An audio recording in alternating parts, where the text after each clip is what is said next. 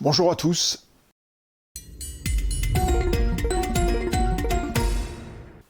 Pour partir d'un bon pied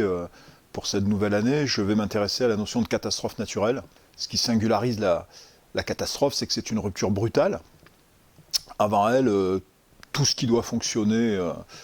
fonctionne et chacun s'adonne à ses activités ordinaires. Et puis survient la catastrophe, quelle que soit sa nature, et pas mal de choses vont se mettre à dysfonctionner, l'ordinaire est entravé, et puis des dégâts sont constatés. Et puis il y a après la catastrophe, quelle qu'elle soit,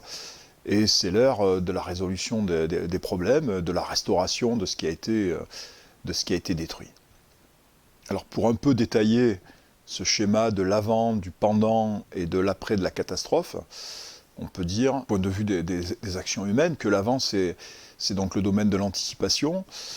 un domaine où on peut prendre des mesures de précaution, peut-être même d'évitement de ce que pourrait être, de ce que serait la catastrophe si ces mesures n'étaient pas prises. Dans un pays comme la France, donc la gestion de cette anticipation, la gestion de l'avant, la prévention des risques, c'est un domaine qui est défini par la loi et qui partage les compétences entre les collectivités territoriales, l'État et divers établissements publics. Comme pour ce qui concerne toute l'action publique, l'enjeu aujourd'hui, c'est de maintenir, voire de déployer, de développer les moyens adaptés qui sont dédiés à la prévention des risques, aux aménagements, à la gestion des problèmes qui pourraient glisser vers des situations catastrophiques. Puis survient la catastrophe, là c'est le moment de l'urgence et de l'intervention des moyens de secours qui peuvent être aussi plus ou moins équipés, plus ou moins préparés à agir. L'après, je l'ai déjà dit, c'est le moment de la restauration, de la réparation, de la mobilisation de tous les moyens qui vont permettre d'effacer tous les dommages qui ont été causés pendant l'événement brutal qui est la catastrophe. En France, on sait qu'il y a un débat sur le dispositif assurantiel qui est l'arrêté de catastrophe naturelle, dont le dispositif est actuellement très déficitaire d'un point de vue financier, alors même que les catastrophes vont devenir des phénomènes, on va dire, plus fréquents que par le passé, ne serait-ce qu'au regard de ce qu'est la nature même du changement climatique.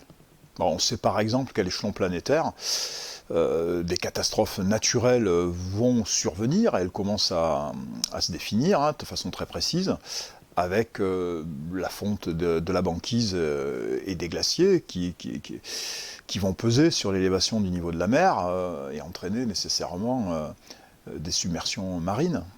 ou démultiplier l'impact des tempêtes sur les littoraux. On constate depuis plusieurs décennies l'extension des zones désertiques en Afrique et en Asie, entraînant sur leur passage la disparition de milieux agricoles, forestiers, et le déplacement des populations qui vivaient là. Bon, dans le Pacifique, on a tous entendu parler de la régression des récifs coralliens, et évidemment l'impact que ça peut avoir sur les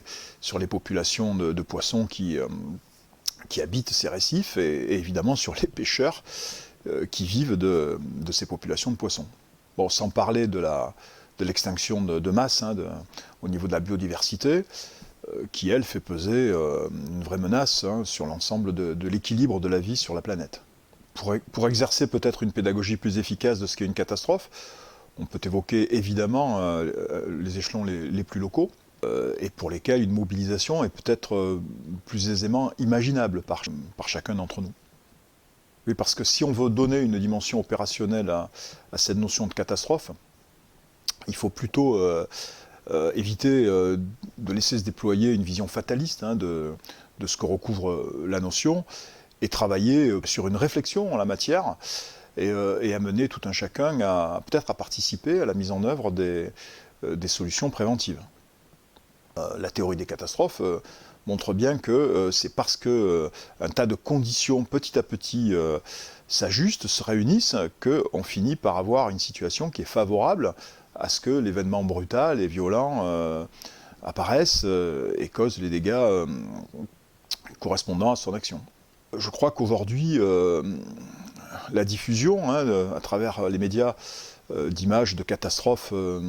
éparses, hein, même si elles peuvent être distantes, et même si certains d'entre nous peuvent ne pas du tout se sentir concernés, on le voit assez souvent. Néanmoins, on voit se rapprocher quand même cette préoccupation avec la prise de conscience que nous sommes dans un monde dont l'évolution ne va pas nécessairement vers l'équilibre et le risque zéro. L'action citoyenne a sa place là-dedans. Je pense notamment en matière de prévention des catastrophes locales, hein, des inondations, des éboulements, des problèmes qui pourraient être détectés localement, faire l'objet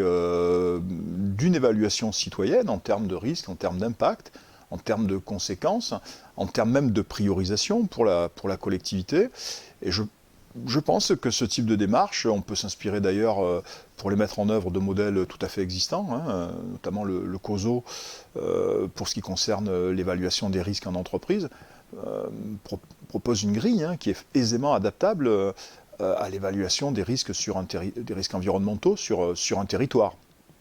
Et partant de là, un travail de compréhension des risques, de leurs impacts, de leur criticité,